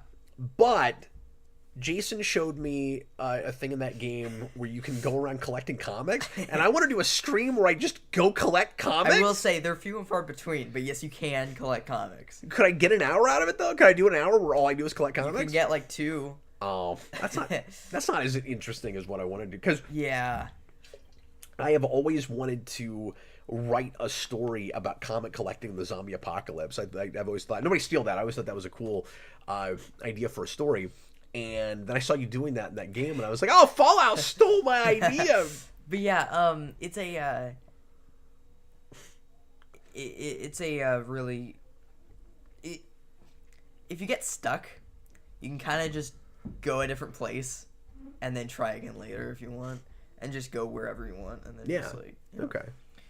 What else do you recommend? My second game that I recommend is also an FPS, and it is a newfound appreciation for me somehow, and that is Halo 2. Yeah. Halo 2 is my personal favorite Halo, and I've been playing the Halo games since, I guess, like... Is this all gonna be Xbox? No. Okay, cool. Since, like, I guess, like, 7 months now.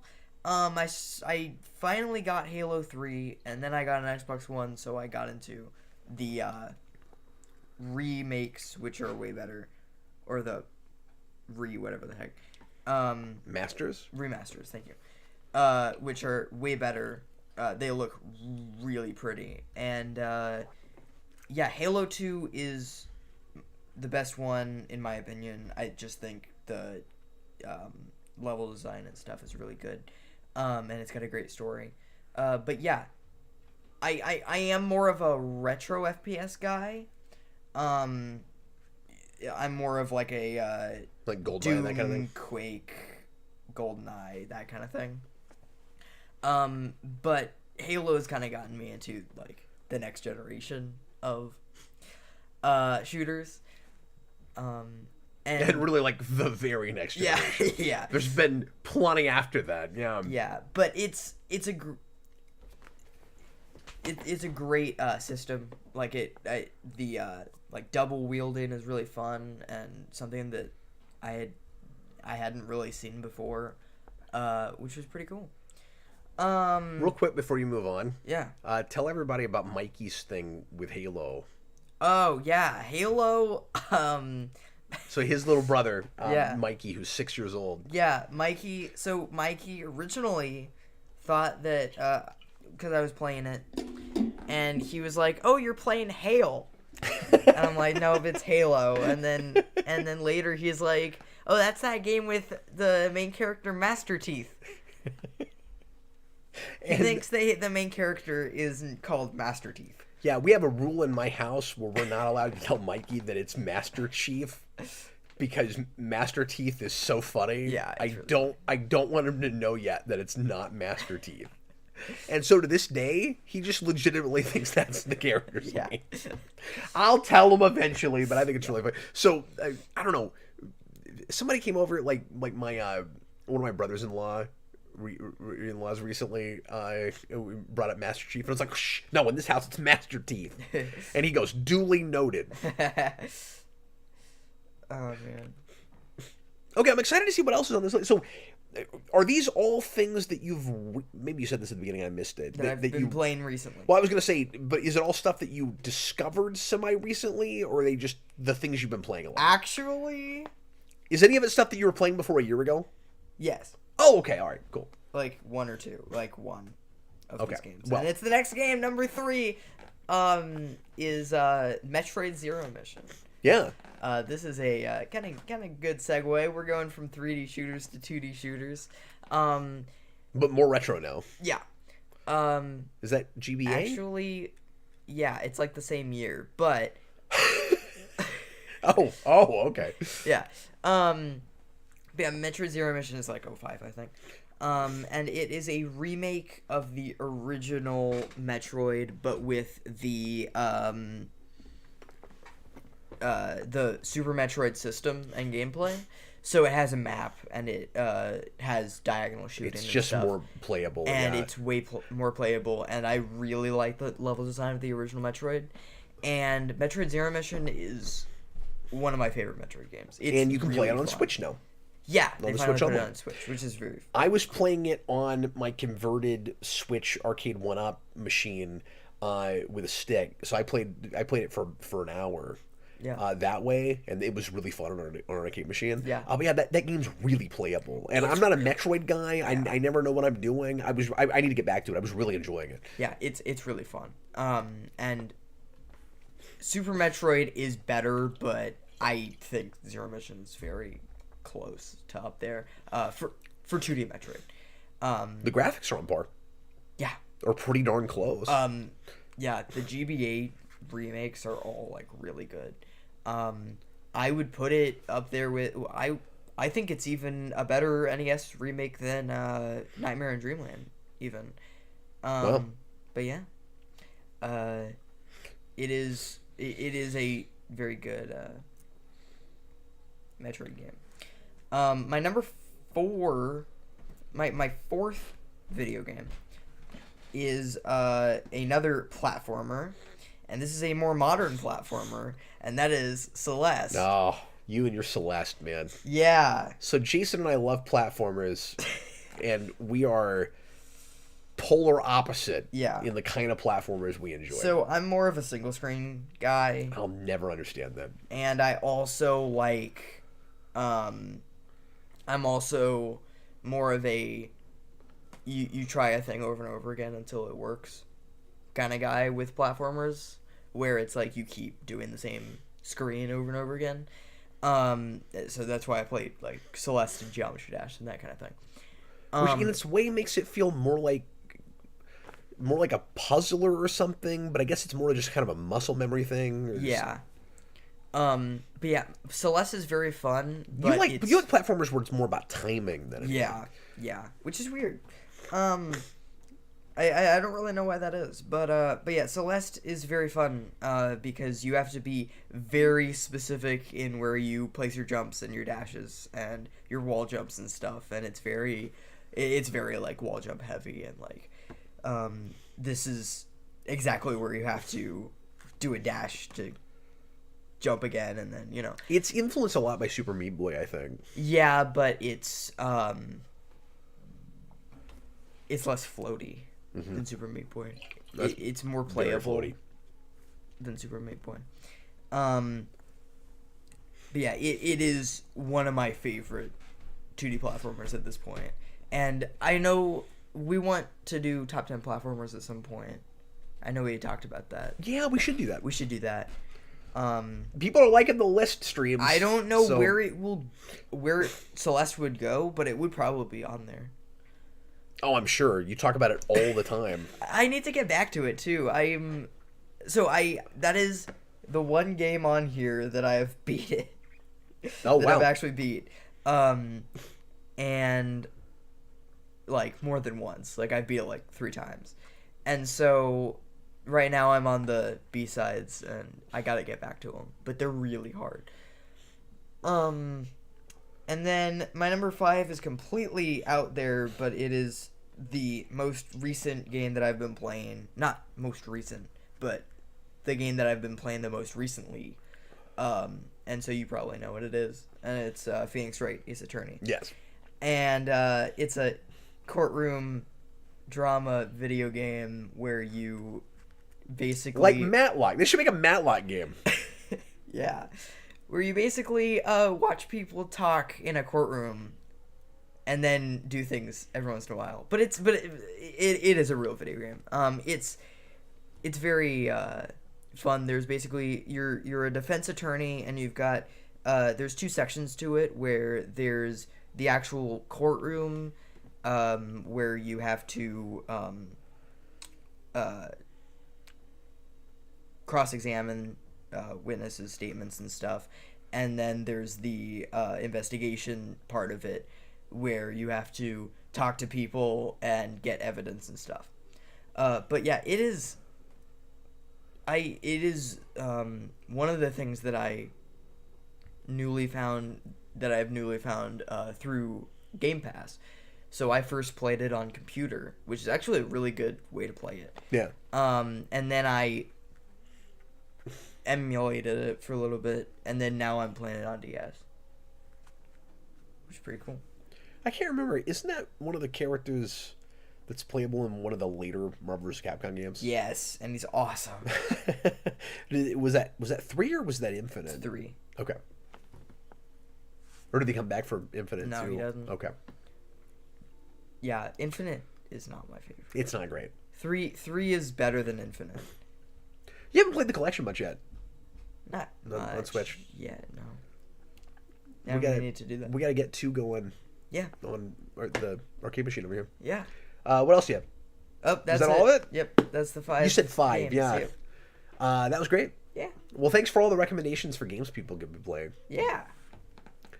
I'm sure, like music, that'll be one that every now and again. Yeah, I mean, I have a lot of them, so possibly. Well, that's great. Okay, let's start getting into some Q&A. And we had a couple of super chats from earlier. Ryder just put one in not too long ago. So let's hit those. We can do some pre-written. We can go back to Patreon after we clear those out. Yeah. And feel free to throw more in, folks. We're going to go for at least another like 20-25 minutes before we get to our final segment. So go ahead, Jason. Okay. I'm pretty sure this is what he's talking about. But 20 Mexican pesos from Manu. Have you revisited Daredevil / Jessica Jones season 1 recently? Good stuff. Yes, they are really good. I've seen Daredevil more recently than Jessica Jones, and I've never gone back to 2 or 3. Well, no, that's not true. I've probably seen Daredevil season 2 twice, but 3 I've never gone back to. But anyway, yeah. When was the last time I watched through that first season? It was probably when I did a written rewind on it, so that would have been like, Lord, 3 or 4 years ago now. Wow. Or was that even at the old house? I don't remember you doing that in this house. I think that might have been back at the old house. Might have been. Boy, the years are just flying by, folks. Yeah. It's been 4 or 5 years then. Wow. Which is nuts. I did show Brandon the pilot at one point and meant to keep watching it with him, and then just time got away from us. He really seems like the guy for that. And since I let you watch Penguin, I'm going to finally start watching it with you. So You should show Brandon Penguin. Oh, yeah, he'd love that. Yeah. He'd love that. And Brandon watched all of Breaking Bad through with me. Mm-hmm. So he really likes stuff like that. Yeah. Not that it's exactly Breaking Bad, but it's another crime drama, and there's a drug smuggling operation. They swear a lot. they swear a lot.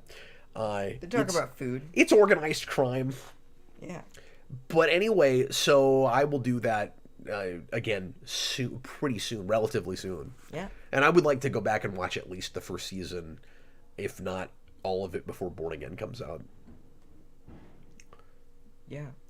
Just know that 2 kind of drops off, but there's some really good stuff toward the beginning. The Punisher stuff's great. And then the 3rd season is somewhere in between 1 and 2. It's better than 2. I think. It does meander a little bit more. And the Jessica Jones season 1 is one of the best seasons of anything. It is right up there with Daredevil. I like Daredevil a tinge more. And then do not bother with anything after that.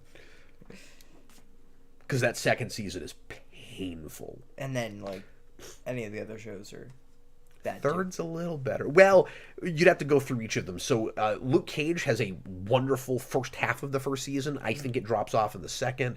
I think season 2 is, compared to some of the other shows that were coming out right then, better, but it's still not very good. Iron Fist is like I want to stab myself in the eye with an ice pick bad. I remember when you first... Don't get mad at me. And the 2nd season is marginally better, but that's not saying anything. I remember when you watched the Iron Fist. I don't know if you watched it. I think you were watching it with someone. Yeah. I don't remember who. Yeah. But, I watched it with Eric. Okay, Eric, yeah. But I remember I was like sneaking behind like the couch while you were watching it. And you were like, no! Yeah, it was awful. And Defenders was disappointing. That was like the big climax, right? Yeah, they were building to that the whole time, where each of those characters they wanted to put in a team show and have kind of their Avengers. And there's some okay stuff in that, but overall it's not very good. Yeah. Okay, we got $2. Cinematographic nails on a chalkboard. Exactly. We got $2 from Ryder. Thanks, man. Will you see Wicked? And do you like musicals? Brackets Joker 2. Yeah. Joker 2 is a musical. It's so weird that they claimed that, because more and more what we're hearing is, and I don't know how true this is, it hasn't come out yet, but more and more what we're hearing, at first it's a musical, then it's a jukebox musical. Now will the characters occasionally say lyrics from songs? Huh? So I don't know how much actual even singing is in it. It sounds more like it's a movie about music. Oh. Which is not the same thing as a musical. I think there's going to be elements of musical. Okay. I don't think it's even a full-on jukebox musical, but it's not out yet. We'll find out, and I guess we got, what, a week? Yeah. Is that first week of October? So a couple weeks? Yeah, a couple. No, is it? I think it's next week. Sorry, I'm trying to think about dates. Yeah, October 4th. So, by the way, next week on the Rewind commentary project, we're going to do the first one. We're going to do Joker next week. And quick plug for that show, but join us on Friday when we're going to do the Disney Hercules movie, which does count as a superhero movie. And especially after I've seen it again, yeah, it's just a straight-up superhero movie. Their Hercules adaptation is actually more of just a backdoor way for Disney to do a Superman movie, basically. Yeah. But it also retroactively has a lot of Thor in it. I'll talk about all that on Friday. It will be a fun one to discuss. I didn't care for it back when it came out, and I've never gone back to it, or not more than like once or twice when I was a kid. And I had a really good watch of it today, so that'll be fun to talk about. I might finally watch that at some point. Yeah, I wish you'd been able to watch it with us today, but yeah. Did I answer the question? Will you see Wicked? No. And do you like musicals? I didn't really answer the question. I took a bracket and I ran with it. I don't plan on seeing Wicked. I think Jeff Goldblum is amusing casting for the Wizard, but I don't really care. And that's a musical I don't know anything about. I've just never seen it. Yeah, and apparently it's not even going to be the musical, so... That's what I keep hearing. It's just, it's like a prequel to the musical. I don't actually know anything about the musical, so I don't know. I know The Wiz, because I was in The Wiz in high school. I've never actually seen the movie, but I know that musical. I gotta watch that just because of Michael Jackson, but... I gave you a copy of it at one point. Yeah, you did, but I still haven't seen it. But yeah, I don't really have a dog in that. I don't really have any interest in that. Maybe I would look at it on video if people said it was cool. But I'm not a musical guy. I've got those musicals that I love, and we've talked about that in some videos here and there. And my favorite to this day is probably still Willy Wonka and the Chocolate Factory. But it's great. It's great. Yeah. And my favorite is still Sound of Music. Yeah, he's a big fan of that. I also like My Fair Lady a lot. I've never actually sat through Sound of Music with you. That would be interesting. Well, it wouldn't be, because you would just watch me fall asleep, probably. That movie's too long. I can't get excited about it. I don't know. But maybe I would appreciate it more, because I haven't seen it in probably decades. So. It's, when I was a kid and we watched that movie, you had to watch it on 2 VHS tapes. Yeah. That's how long it is. Yeah, and then I got a VHS player built into a CRT TV, and the second VHS was stuck in there, and like the thing didn't work. Like the VHS tape player didn't actually work, but the Sound of Music tape was stuck in there, but it was only the second one. That's hilarious. All right, what else do you see, sir? Let's go to a Patreon. Let me know if we've done this already, because it's been a couple weeks. I don't remember. Right, or did you like Wonka? I didn't bother with Wonka. I might bother with it because I heard good things, but I just don't care. So DJ and I are both big fans of Willy Wonka. Yeah. And he saw it, and I got a message from him, and he was like, "Don't bother with that." Really? Yeah. And and maybe folks enjoyed it. This is just us, but based on that, I had no interest in it. And he told me some things where I was like. Yeah, he said it's not really like it is a prequel, but it's not. It sounded convoluted and odd, and I didn't like that casting. Like I took one look at that trailer and I went, this is the wrong guy for this role, and I wasn't buying it at all. He could be cool, but I just don't. Yeah. Yeah. Like I like him in things. I just don't. I have no intention on ever seeing them. Yeah. Let me know if you.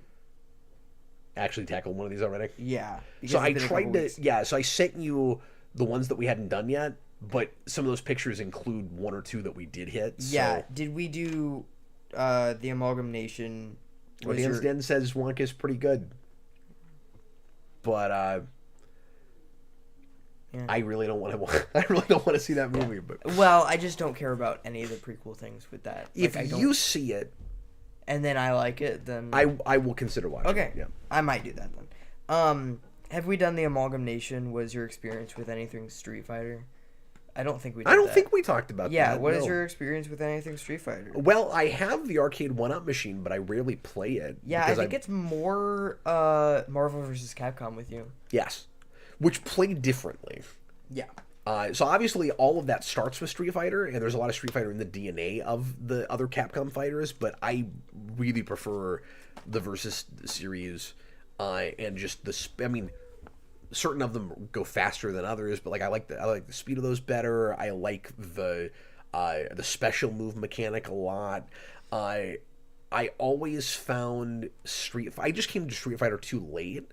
So I started in fighting games as a kid, really with Virtua Fighter. So it's weird. Like I start more with 3D fighters. Wow. And I mean, I played some 2D. Before that probably, but I didn't really get into fighting games, based on anything until Virtua Fighter, and then I went back to some 2D stuff. How much of a Tekken guy are you? I was never good at it.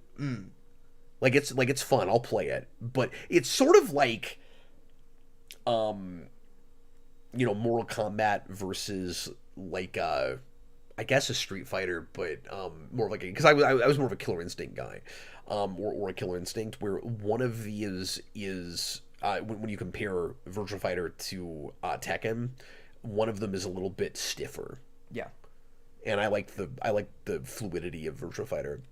Yeah, and it's more like a dance. I like the. And you like stiffer fighters. Because you're a big Mortal Kombat guy. I do, but I'm a big Ultimate Mortal Kombat 3 fan. Right. Right. So that's less stiff in Mortal Kombat. That's true. So that's true. So I like the I don't actually really like Marvel vs. Capcom. I do prefer the stiffer Marvel superheroes. Yeah. Just because I like it's less chaotic. I like it being a little slower. But just real quick, as far as my experience with those, so pretty limited. When I was growing up, I hardly ever played Street Fighter, and I don't like to talk about this because I make people mad because people love Street Fighter, and I always found those characters in comparison to other things I like kind of generic, and nobody understands me when I say that because those are iconic characters to people, and I just didn't grow up with them, so yeah. I don't really have. Well, people might say the same thing about Virtua Fighter. Too. Absolutely, sure. Some of it's just what you grew up with, and what you latched onto. My favorite. So when I do play Street Fighter, but Dalsum has long arms, Dad. Oh yeah, that's a good point. I don't even necessarily have like a favorite of the like 55,000 different versions of Street Fighter 2. Do you not? No, I mean, like I can't even tell you which one I've played the most. Really, for me, it's Champion Edition. Yeah, just because that's the one that I play the most. Turbo is good. I was gonna say it's maybe Turbo, but I don't know. But I don't actually play with the Turbo mode, and the new I hardly ever play with the new characters with Turbo, so I would say Champion Edition, but yeah. When I do play that game, my main is Chun-Li. Yeah, I like Chun-Li. I also like Dalsum, and is Dalsum the electrocuty guy, or is there another guy? Because I like the electrocuty guy. Oh no, that's the big monster looking guy. Yeah. See, I don't know Street Fighter.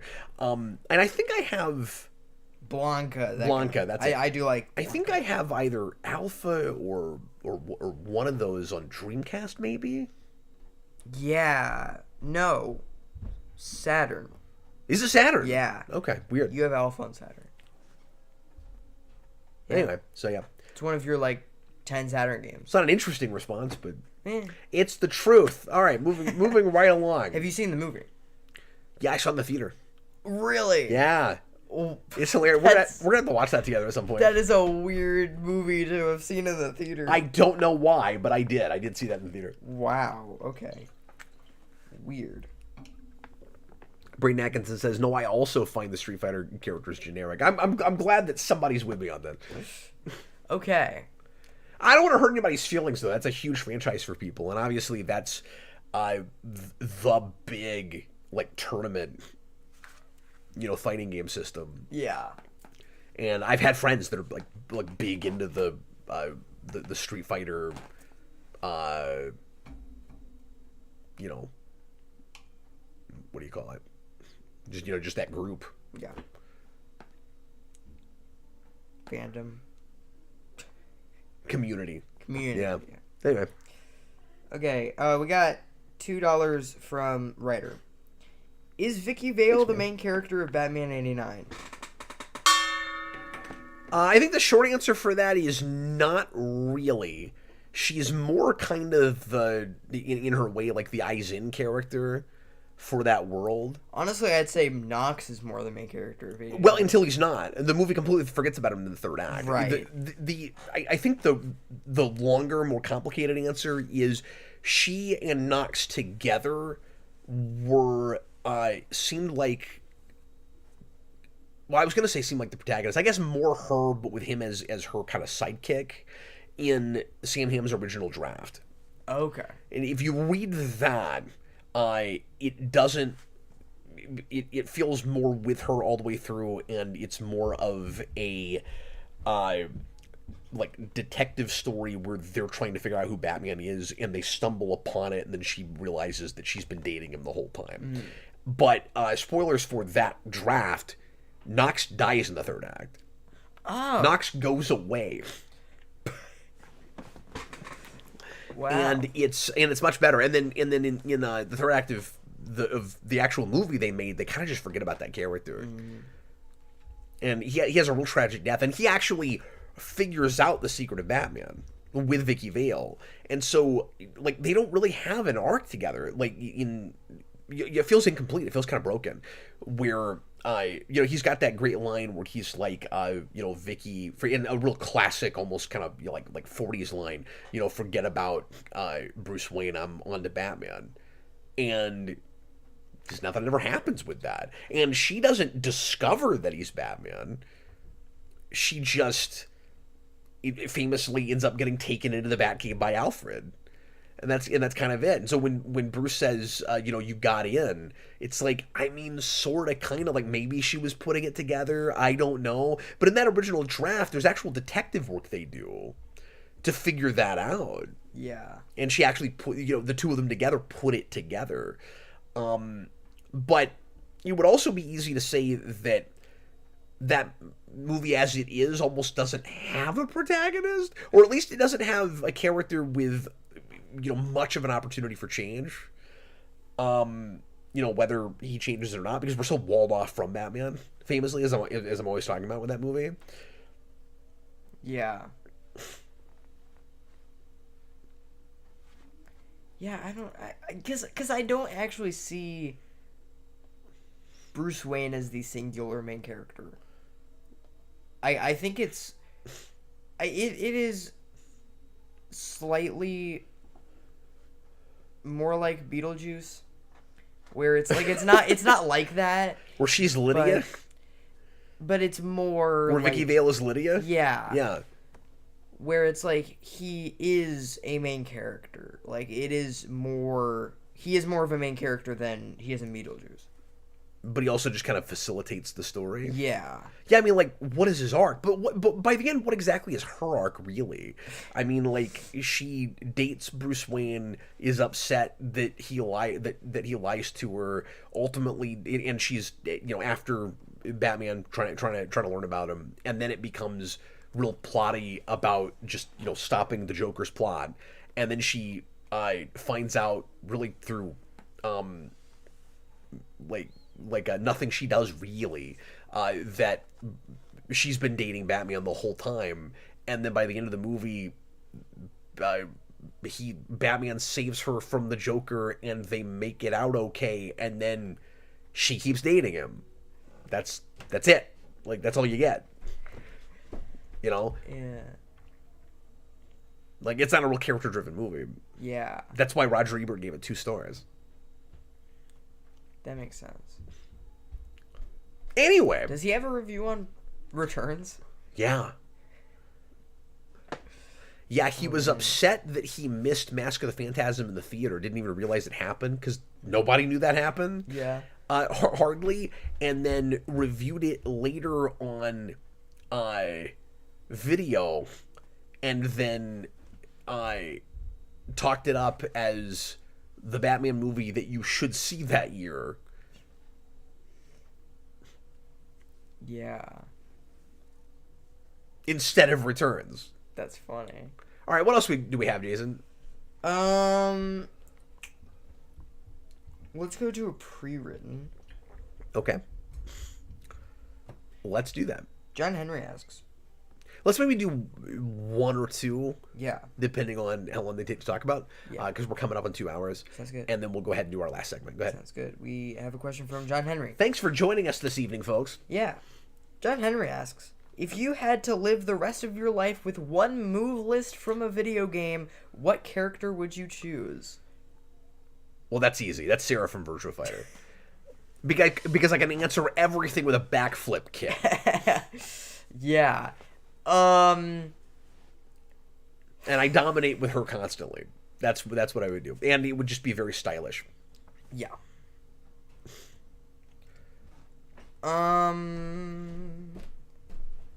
I'd say this might be too overpowered. It's gonna be Spinal from Killer Instinct, right? No. Well, I mean, we're not necessarily talking about fighting games.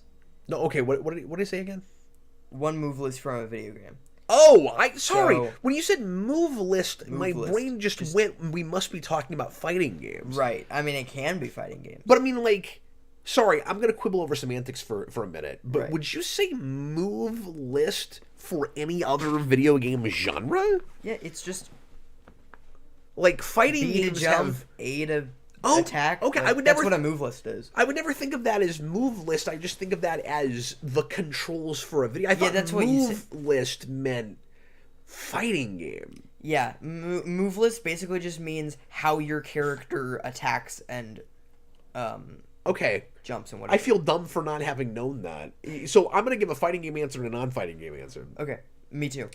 Because I wouldn't mind being able to, like, roll around like in Donkey Kong Country. Yeah. Like, that would be an okay move list. Yeah. But it would be more fun if the world included barrels I can jump in. Right. And it doesn't. I mean, the world includes barrels. They just don't do that. Right. I'd say... Oh, man. What's he going to say? For... Oh, my gosh. Why am I blanking? He's blanking. I'm blinking. Well, for my non-fighting game, You know why I don't like Blanca? Why? Because he's freaking annoying. Well, yeah. You almost want to turn the sound off because he just goes. Yeah, that's true. By the way, if that annoyed you when you were listening to the show, I rest my case. Go ahead, because that's what he sounds like. So for fighting game character, I'm just gonna say Kirby for Smash. Oh, okay. I'm gonna say Kirby from Smash. Oh, I should have said King K. Rool. My move list is throwing my crown at you. But I have a big freaking hammer where if you give me enough time, I will set you on fire. And I can eat you up and swallow your move list. So I get your move list too. Oh, that's hard. Well, then I could have said Dural. Yeah, that's true. Then you get I just have everybody's move list. Parts of them. Brayden Atkinson says, I usually hear move list in the context of fighting games. Me too, thank you. Right. One place where I'm not out of touch, apparently. Non-fighting games, or we both are. Non-fighting game, I'm going to say Spider-Man PS4. Okay. I guess that's kind of overpowered, but like... That's pretty overpowered. I got a lot of stuff to do. But I mean, I could be Arkham Batman and have like the electro thingy. Or like the green. You can like make everything green so that you can see like... It's called Detective Vision. Sure. Well, what? It is. It's Detective Vision. Or I could be Kratos. Oh, that's pretty good. That's pretty good too. Sure. I would rather be Spider-Man PS4, but... I could be Knights. Knights would be good. You could fly. Be a good move list. Although you would walk incredibly slow. Okay, Okay, let's go ahead and get to our segment for this evening. Yes. Jason and I are going to do a short interview, a short one-question interview. We're going to treat each other like the audience, and Jason's going to ask me a question, and I'm going to ask him a question. And would you like to start this time? I started last time, but I can start this time. No, I can start this time. Sure. Okay, Jason. Yeah. Here is my question. And do as many of these as you feel like. Sure. I wrote down, like, come up with maybe 2 or 3. Okay. If you have them. Yeah. Superheroes, or I could go even farther and just say, like, comic properties. That you find interesting and are curious about, but haven't spent any time with and want to look at. Like are there things that you have maybe dabbled in a little bit, or just seen a design of and said that looks cool, and like I'd like to read a run, or I haven't seen like movies or TV shows for this character yet, I'm curious about it, and like what would those characters be? I have such a long list. Oh really? Okay. Yeah.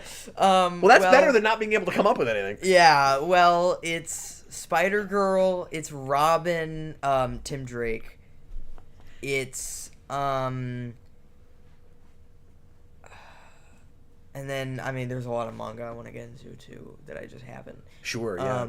I was thinking more just superhero stuff. But just like superhero American stuff, comics and superhero stuff. Right. I want to get more into Green Lantern, and I'm trying with Green Lantern Corps.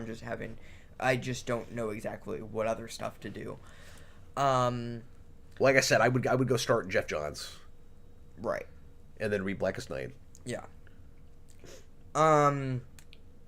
I would like to read No Man's Land and Nightfall at some point. I really want to read Claremont X-Men.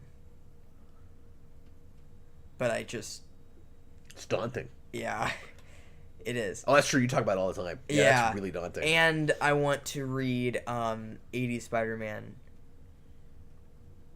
Going from, because that's 80s, right? Starting from the original Clone Saga. Yeah. And then just going through. Sure. You do the original black costume stuff. Yeah. But yeah,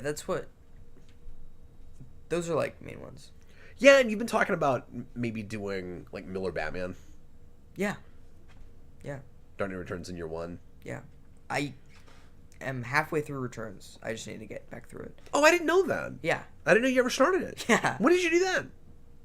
Like a month ago. Oh, cool. I have to get back into it, though. Were you liking it? Yeah.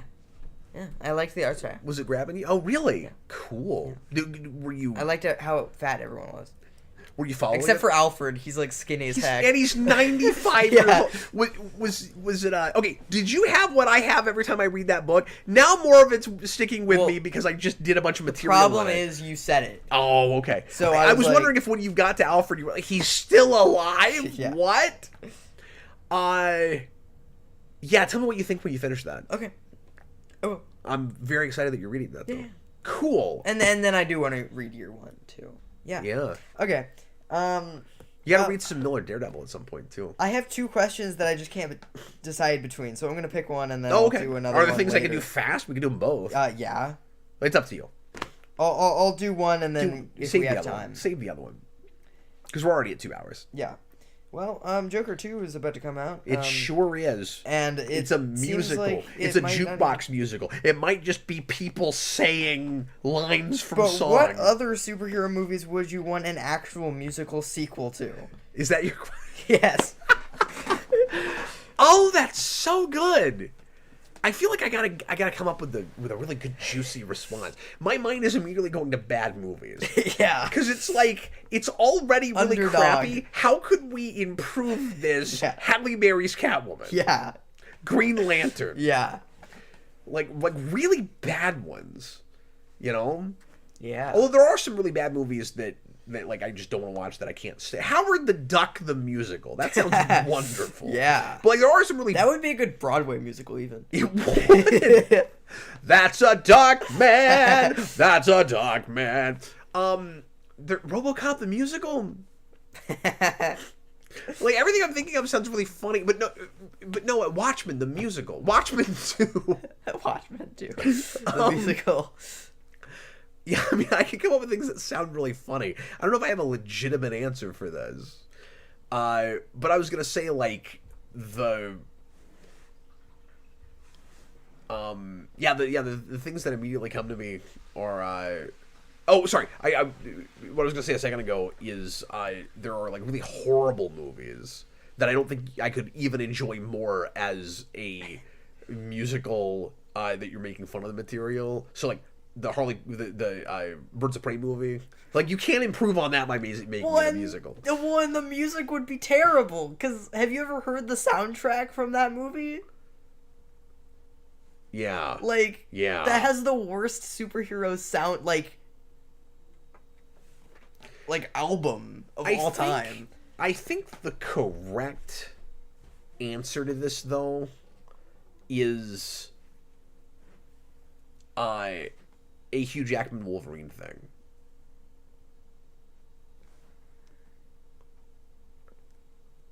I think that's the correct answer to this. Yeah. Because Hugh Jackman is a singer and loves musicals. Yeah. And is really good in them. Like, that's probably the right answer. Yeah. So, like, you do another Deadpool and Wolverine, but it's a musical this time. Like, I don't know if I actually want that, but it could be cool. I don't that think would be the thing. The thing is, making a musical sequel to something that wasn't a musical in the first place is such a bat stuff insane thing to do that I can't think of anything that immediately I'm just sure that would work, right? Like, I don't know, Batman and Robin, like, why not? Maybe. You've already gone that far off the rails. Yeah. You know, you might as well. Superman 4, might as well. You've already gone that far off the rails. But Howard the Duck is my answer. Okay. Howard the Duck, the musical. Yeah. Howard the Duck 2. Howard the Duck 2. The musical. 35 years later. This is a really funny idea. Later. I mean, sorry, this is a really funny question. Yeah. I enjoyed that. Ben Affleck's Daredevil. Oh my gosh. That'd be so funny. With Colin Farrell's Bullseye. Yeah. Singing about how he wants an effing costume. All right, well, folks, thanks a lot for watching. We appreciate you. That was a fun segment. Yeah. Well done with your question. And we will see you again next week as we answer your questions and talk about more news. Join Austin and I Friday for the Rewind commentary, like I said, on Disney's Hercules. Tomorrow night for The Request. We're finally going to try to tackle Danger Street. We've been trying to do this for 6 weeks now. Hopefully I can get back through the thing enough to talk about it. And in the meantime, I was Captain Logan. This was Jason. You guys are wonderful, and we really appreciate you being here. Goodbye, folks. I wanna take you for a ride.